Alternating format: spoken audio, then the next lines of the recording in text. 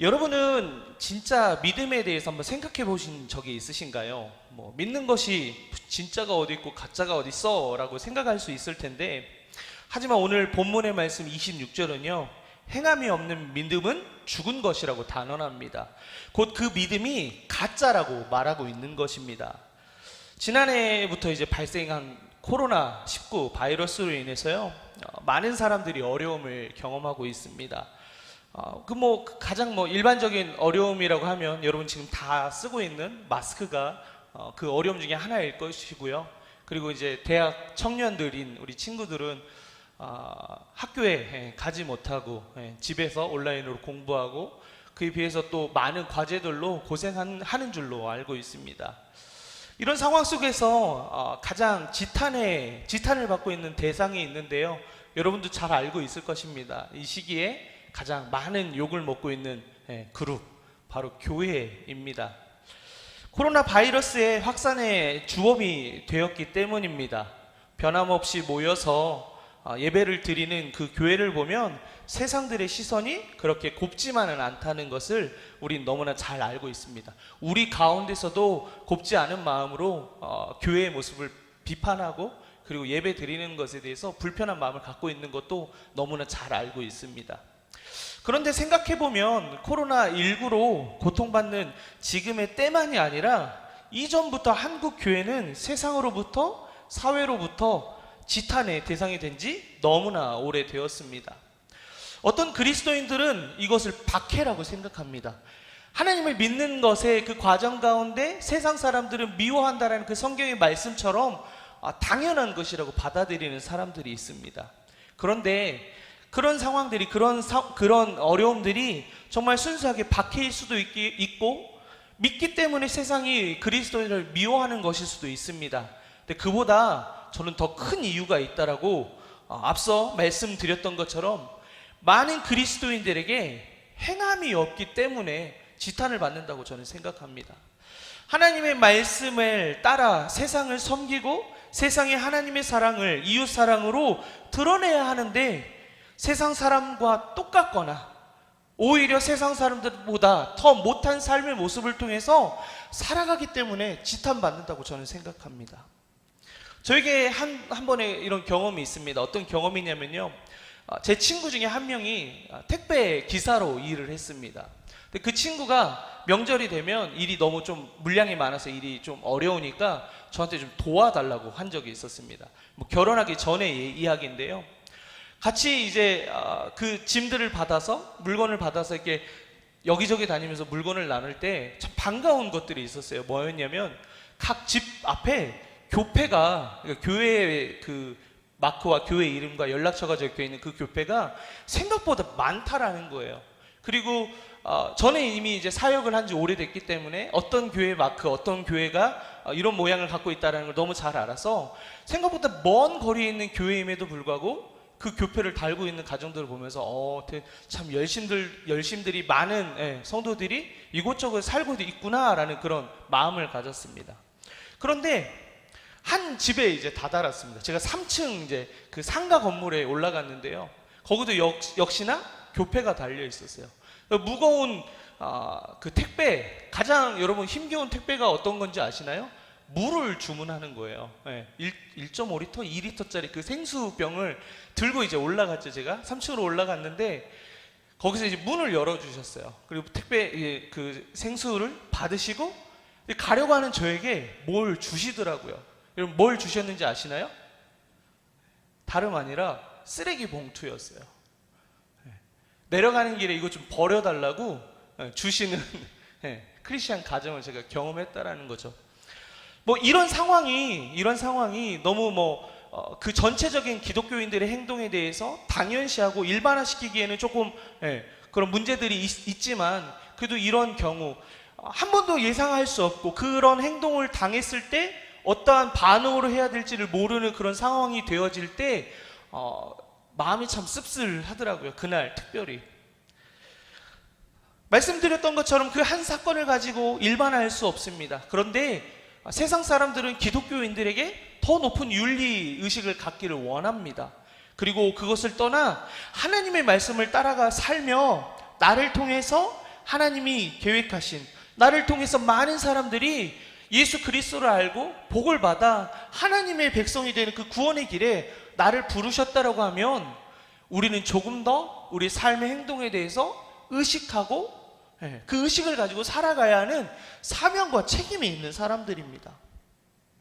그런데 늘 저는 한결같이 여러분들에게 드린 말씀이 있습니다. 그게 무엇이냐면요, 여러분 열심히 있으셔서 조금 빨리 돌려보셔서 제가 그간 했던 설교 메시지를 들어보면 그 메시지들의 가장 핵심적인 메시지는 하나예요.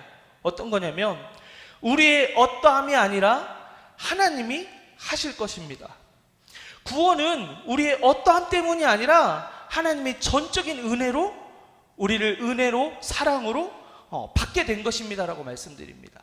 그리고 구원은 행위로 받는 것이 아니라 오직 은혜, 오직 예수 그리스도를 인해서 받는 것이라고 말씀드립니다.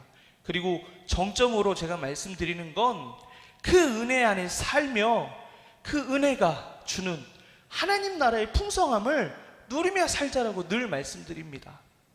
그러니까 다시 말씀드리면 우리의 어떠함으로, 우리의 열심으로 그것들을 누리며 사는 것이 아니라 하나님께서 베푸신 은혜 가운데 살자라고 하는 겁니다. 그럴 때 우리의 자랑이 없거든요. 우리는 그런 연약함 속에 있어서 나의 어떠함으로, 나의 열심으로가 아니라 오직 하나님의 은혜로 되어진 것에 감사하며 살자라고 여러분들에게 늘 말씀드리거든요. 그런데 오늘 본문의 말씀, 아까 서두에 말씀드렸던 것처럼 진짜 믿음이 무엇인지를 오늘 본문은 이야기합니다. 행함이 없는 믿음은 죽은 것, 곧 가짜 믿음이라는 것입니다. 야고보서는 어떤 별명이 있냐면요, 신약의 잠언이라는 별명이 있어요. 우리가 지난 한 달 동안 잠언의 말씀을 우리가 보았잖아요. 그리고 제가 여러분들에게 4번의 잠언의 설교를 드렸고, 그리고 또 열심히 큐티 하시는 분들은 한 달이 아니고 2달 동안 잠언의 말씀을 묵상하면서 우리를 향하신 하나님의 뜻, 그리고 하나님을 경외하는 삶에 대해서 순종하며 나갔던 시간들이 있었을 것입니다. 그런데 이 야고보서는 그와 동일하게 신약의 잠언이라는 별명이 붙어 있다라는 거죠. 구약의 잠언처럼 우리로 하여금 어떤 삶을 사는 것이 지혜로운 삶이고 그 어떻게 행동하는 것이 하나님께 기쁨이 되는지를 설명한다라는 겁니다. 크게 여러 가지 주제들이 있지만 믿음으로 행동을 드러내라, 지혜로운 말을 해라, 말에는 실수가 없게 하라, 이웃을 사랑해라, 가난한 이웃을 도와주어라, 예수님을 믿고 따르면 시험이나 유혹이 찾아오겠지만 이겨내라, 인내해라, 이런 메시지들이 잠언으로 기록되어 있다라는 거죠. 우리 안에 이러한 모습이 아니면 우리는 죽은 믿음을 갖고 사는 것입니다. 종교개혁자 루터가 있습니다. 그는 하박국 말씀, 하박국 2장 4절의 말씀을 가지고 두 구절을 또 인용을 해요. 오직 의인은 믿음으로 말미암아 살리라. 제가 늘 여러분에게 메시지로 던지는 그 핵심의 주제와 동일한 결을 갖고 갑니다. 그런데 여기서 이제 가장 중요한 건 신학적 용어로 이신칭의라는 걸 이제 얘기해요. 이 말이, 그러니까 오직 의인은 믿음으로 의롭다함을 받았다라는 거죠. 죄인이 오직 믿음으로만 의롭다함을 칭함을 받았다라는 것을 주장하는 신학적 용어입니다. 그래서 종교개혁으로 파생된 개혁교회는 행위로 구원받는, 율법으로 구원받는 것이 아니라 믿음으로, 은혜로 구원받는다라는 것을 주장합니다. 우리가 지금 믿고 있는, 우리가 지금 출석하고 있는 이 교회는 그런 전통과 그런 신학을 가지고, 성경관을 가지고 나아가는 교회입니다. 이런 배경 때문에 야고보서는 바울의 가르침과 조금 대치하는 부분이 있어서 행함을 보이라고, 행하지 않으면 죽은 믿음이라고 얘기하는 본문이기 때문에 이런 부분에 있어서 대치하는 진리라고 해서 조금 이 서신서를, 야고보서를 폄하하는 그런 시선이 있었습니다. 더 나아가서 그 루터가 종교개혁을 하면서 이제 독일의 자국어로 성경을 번역하거든요. 근데 이런 과정 안에서 이 야고보서는 그 이전에 그 이단들의 문제로 인해서 몇몇 복음서와 서신서들을 이렇게 선택적으로 그 성경으로 가져갔기 때문에 이것에 대한 문제를 제시해서 종교회의를 했고, 이 과정에서 바른 성경, 정경이라는 것을 정하게 됩니다. 근데 그 과정 안에 이 야고보서는 당연히 들어갔죠. 근데 그간에 로마 카톨릭이나 이런 행위로서 계속 문제되어지는 그 부분이 있어서 루터는 행위에 대한 믿음이 아니라 오직 은혜로, 오직 믿음으로 구원받는 이 진리를 전했고, 이 교리를 전했고, 그래서 내경에, 정경에 속했지만 조금 외경으로 인식되어지는 그런 감이 있었습니다. 그런데 이 본문의 말씀을 보면 이 말씀은 믿음의 그 단계 가운데 서 있는 사람들을 향해서 하는 말씀이 아니에요. 1장 1절의 말씀을 보면 흩어져 있는 12지파라고 언급을 하거든요. 곧 유대교 신앙 안에서, 그리고 예수 그리스도를 믿음의 삶을 선택한 사람들이 이 말씀의 대상이라는 거예요. 그러면 다시 말씀드리면 이 야고보서를 읽는 사람들은 초신자가 아니라, 믿음이 생겨야 되는 사람이 아니라 내가 예수 그리스도를 믿는 사람입니다, 하나님의 사람입니다라고 고백하는 사람들에게 전하는 메시지라는 거죠. 그러면 그들에게 주어지는 문제는 회복되어진 하나님과의 관계 안에서 그리스도인은 그의 삶으로 증명하는, 행하는 믿음이 있을 때 그것이 진짜 믿음이다 라고 하는 것을 야고보 사도는 이야기하는 것입니다.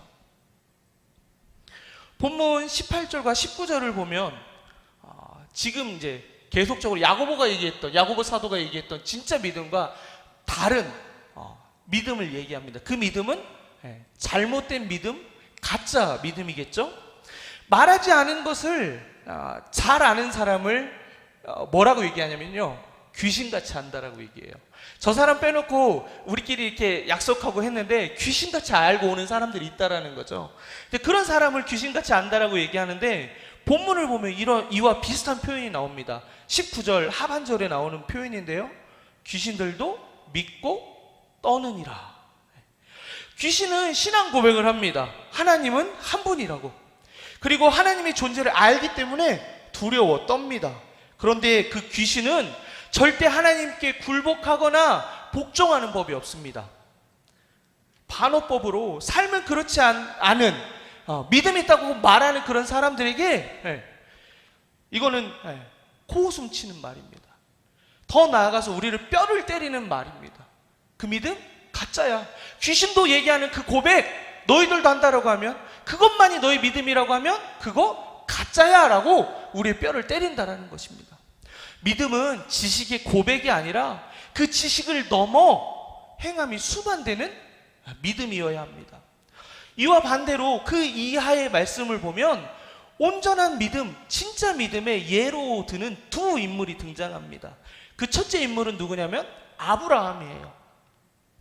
아브라함 여러분 잘 아는 인물이죠. 잘 알듯이 하나님께서 부르셔서 보여준 땅이 아니라 보여줄 땅으로, 보지 않았던 그 땅을 향해서 믿음으로 나아갑니다. 근데 그 과정 안에서 하나님께서 큰 민족을 약속하셨는데 그 약속이 결과적으로 이루어졌지만 그 시간들이 너무나 오래 걸렸어요. 100세가 되는 나이에 아이를 낳았거든요. 그의 아내가 도저히 아이를 낳을 수 없는 그 나이에 아이를 낳게 되었죠. 그런데 그렇게 귀하게 얻은 아이를 하나님께서 명령하십니다. 제단에 드려라. 우리는 일반적으로 그 결정과 그 행동에 대해서 주저할 수밖에 없습니다. 그런데 우리가 너무 잘 아는 것처럼 아브라함은 하나님 앞에 제단 위에 그 아들을 내어드렸습니다. 그런데 그렇게 할 수밖에 없었던 믿음의 경험을 아브라함은 했습니다. 믿음이 있었다라는 거죠. 그 경험은 어떤 경험이었냐면 창세기 15장인가 17장으로 기억합니다. 거기서 하나님과 할례 언약을 맺어요. 할례 언약은 여러분 어떤 건지 아시나요? 네, 바로 고래 사냥이에요. 우리가 알고 있는, 친숙하게 이해하자면 생식기의 표피를 자릅니다. 그걸 통해서 하나님의 백성이라는 이제 표시를 갖는 거죠. 그런데 하나님하고 이 언약을 처음으로 맺어요. 그러면 아브라함이 그 생식기를, 표피를 베어지는 그 작업 안에서 그 당시 의학 수준 한번 생각해 보세요. 얼마나 위생적이었고 얼마나 안전한 상황에서 그 상황들이 벌어졌겠습니까? 결코 그렇지 않았을 거예요. 어쩌면 하나님께서 약속하신 그 아들을 그 하나님과 맺었던 그 할례 언약 때문에 다시는 못 날 수 있는 그런 상황이 됐을 수도 있어요. 또 반대로 또 다른 상황에서는 표피를 뱉기 때문에 일반적으로 활동이 어려웠습니다. 그런 상황 가운데 적들이 쳐들어오면 그 위험 가운데 당연히 목숨을 잃을 수밖에 없는 상황이 될 수밖에 없다라는 거죠. 다른 상황에서 이런 유사한 상황이 있었어요. 디나의 강간 사건이 기록되어 있는 그 본문 가운데 그의 형제들이 의문이 나서 그 누이를 강간했던 민족을 찾아갑니다. 그리고 제안을 하죠. 할례를 하면 우리가 받아들이겠다. 그런데 그때 어떻게 하냐면 다 들어가서 다 죽여버린 사건이 생기거든요. 몸이 불편하니까 방어할 수 없었다는 거죠. 그런 위협 가운데서 아브라함은 아들을 낳을 수 없고 자기의 생명을, 무리의 생명을 보존할 수 없는 그 상황 안에서 아브라함은 믿음으로 하나님과 약속을 체결했고 행동했다라는 거예요. 그런데 그 약속 가운데 어떤 결과가 있었죠? 아들을 주셨어요. 그러니까 그 아들을 그렇게 얻은 아들이기 때문에 아브라함은 하나님께 또 드릴 수밖에 없는 거예요. 왜냐하면 도저히 낳을 수 없는 그 상황 안에서 아내가 어쩌면 경수가 끊겨서 더 이상 애를 낳을 수 없는, 태가 다쳐서 애를 낳을 수 없는 그 상황에 그 나이에 기적적으로 아이를 낳았다라고 하면 하나님 여기에도 기적과 같은 일들을 베풀어 주시겠지라는 믿음이 있었다라는 거예요.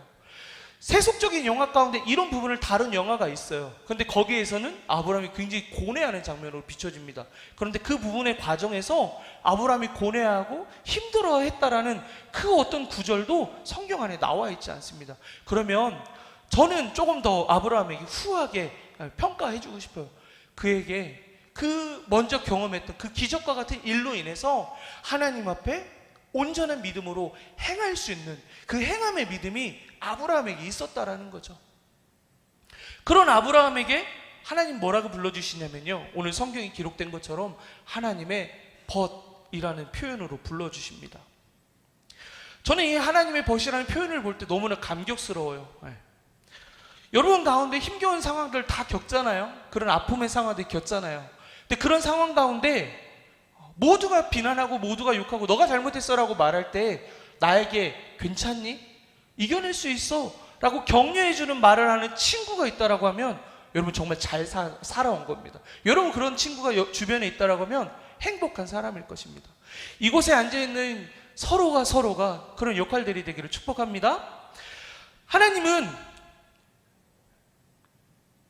하나님께 아브라함은 그런 존재였던 것 같습니다. 하나님은 당신의 형상대로 지음받았던 백성들이 있었습니다. 근데 그 백성들이 하나님의 뜻 가운데 순종하며 하나님을 왕으로 섬겼나요? 그렇지 않았어요. 하나님을 대적했고 하나님을 떠나가 버렸어요. 아들이 있었던 하나님이 아들을 잃어버린 상황 가운데 처했습니다. 그런데 그 상황 안에서 아들이 없어 힘들어했던 아브라함이 아브라함에게 아들을 주셨고 그 가운데 그 아브라함은 하나님에게 믿음을 보이기 위해서 제단 위에 아들을 드렸죠. 그런데 온 인류를 향해서 하나님의 구원의 계획을 이루실 때 하나님이 어떤 일을 하셨을까요? 십자가라는 제단 위에 그의 아들을 올려놓으셨어요. 어쩌면 그 상황 가운데, 그 마음 아픔 가운데 먼저 수천 년 전에 그 아들을 내어놓는 그 아픔을 경험한 아브라함이 하나님에게 큰 위로가 되지 않았을까 싶어요. 그래서 그 아브라함에게 하나님이 얘기합니다. 너 나의 친구야. 너 나의 벗이야. 내 고통 함께 경험했잖아. 그리고 나를 위로했잖아. 그런 아브라함에게 하나님 자녀를 약속해 주셨고 그 아들을 낳았어요. 그리고 그 아들의 이름을 무엇라 지었는지 여러분 아세요? 이삭입니다. 그 이삭의 뜻은 웃음이라는 뜻이에요. 이 아들로 인해서 내가 웃었다라는 거예요. 그러면 어쩌면 아브라함에게 소명이 있었을 거라고 생각합니다. 나에게 아들을 주셔서 나로 웃게 하셨던 것처럼 나로 큰 민족을 이루시겠다라고 약속하신 그 하나님께 하나님의 백성들을 다시금 돌아오게 하는 그 과정 안에 하나님이 웃으실 수 있겠구나. 그런 삶으로 살아간 아브라함을 하나님은 의롭다라고 얘기합니다. 이어서 나오는 두 번째 인물이 있습니다. 어떤 인물이냐면요, 라합입니다. 라합은 한 소문을 들었습니다. 어떤 소문이었냐면 당시에 가장 강력했던 문명, 이집트 문명에 포로로 잡혀 있었던, 노예로 있었던 이스라엘 민족이 하나님이 승리하셔서 출애굽시켰다는 소문을 듣습니다. 그리고 올라오는 그 과정 가운데 많은 민족들을 이기고 가나안, 이제 요단강 건너편 동편에서 지금 이제 들어오기를 준비하고 있다는 소문을 들었습니다. 그래서 그 여인은 어떤 고백을 하냐면요, 그 소문을 듣고 이 땅의 신도 하나님이 될 것이다, 여호와만이, 하나님만이 참 신이 될 것이다 라는 믿음이 그 안에, 소문을 들었을 때, 복음을 들었을 때 그 안에 그 믿음이 생겼다라는 거예요. 그래서 이 여인이 어떻게 하는지 아십니까? 여리고성 정탐꾼이 들어왔을 때, 이 정탐꾼이 들어왔다는 소문을 듣고 이들을 쫓아온 군병들을 피해서 숨겨줍니다. 그래서 죽음에서 그 정탐꾼들이 모면하게 돼요. 그리고 훗날에 이 여리고성이 무너질 때 약속을 합니다. 구해줄 거라고. 그래서 빨간 줄을, 붉은 줄을 내리면 그게 사인인 줄 알고 구해주겠다라고요. 그래서 어떻게 됩니까? 구원을 받았어요. 여리고성 모든 사람들이 죽어갔을 때 이 라합의 믿음의 행동은 뜻하지 않게 형제 사랑과 이웃 사랑을 드러낸 그 삶을 통해서 라합은 하나님의 말씀을 행함으로 드러낸 믿음의 사람이 되었다라는 거예요. 그런데 이 라합이란 여인이 훗날에 어떤 놀라운 장면에서 등장하는지 여러분 아십니까? 여러분 갖고 계신 성경 마태복음과 누가복음, 마태복음 1장과 누가복음 3장에 예수 그리스도의 계보가 나와 있어요. 거기에 이 여인의 이름이 실립니다. 왜냐면요, 정탐꾼으로 왔던 살몬이라는 사람이 있었어요. 그 사람과 그 바쁜 와중에도 불튀는 마음이 생겼나 봐요. 그 전쟁 중에도, 위험한 중에도. 그래서 이 여인과 라합과 살몬이라는 사람이 결혼을 합니다. 그래서 훗날에 보아스를 낳고요, 보아스는 룻을 만나서 결혼하고요, 룻은 나중에 오벳을 낳고, 그 오벳은 이새를 낳고, 이새는 다윗을 낳습니다. 그리고 그 다윗의 계보 가운데 다윗의 자손으로 예수 그리스도가 오시게 되고, 그 예수 그리스도를 통해서 하나님의 그 놀라운 구원의 사건에 아주 중심적인 인물로 그 믿음의 행위 그 하나 때문에 사용하셨다라는 것입니다. 행함이 없는 믿음은 헛됩니다. 그것은 죽었기 때문입니다. 다른 사람을 살리는 것은 둘째치고 행함이 없는 믿음은 나마저도 죽이는 믿음입니다. 거기에 생명이 없기 때문입니다. 우리들의 믿음을 돌아봅시다. 나는 과연 행함이 있는 믿음, 진짜 믿음으로 살아가는 하나님의 사람인지, 신앙 고백만 하고 행함이 없는 가짜 믿음으로 살아가고 있는지 한번 돌아봤으면 좋겠습니다. 하나님은 우리가 행함 있는 믿음을 통해서 복이라 불러주신 그 삶을 살기를 원하십니다. 나를 통해서 이 땅의 많은 사람들이 하나님의 그 복된 소식을 듣고 돌아오기를 소망하십니다. 그 믿음의 행위, 믿음의 결단이 우리로 하여금 또 다른 생명을 낳는 그 귀한 사명으로 우리를 사용하신다는 겁니다. 나 하나만 살리는 것이 아니라, 나 하나만을 사는 진짜 믿음이 아니라, 나의 그 믿음의, 진짜 믿음의 행동이, 행함이 있는 믿음이 다른 누군가를 살리는 그 놀라운 복된 삶으로 우리를 살게 하신다는 겁니다. 여러분, 이 여름 진짜 믿음의 사람들로, 행함의 믿음이 있는 사람으로 하나님 앞에 응답하는 여러분들 되시기를 축복합니다. 함께 찬양하겠습니다.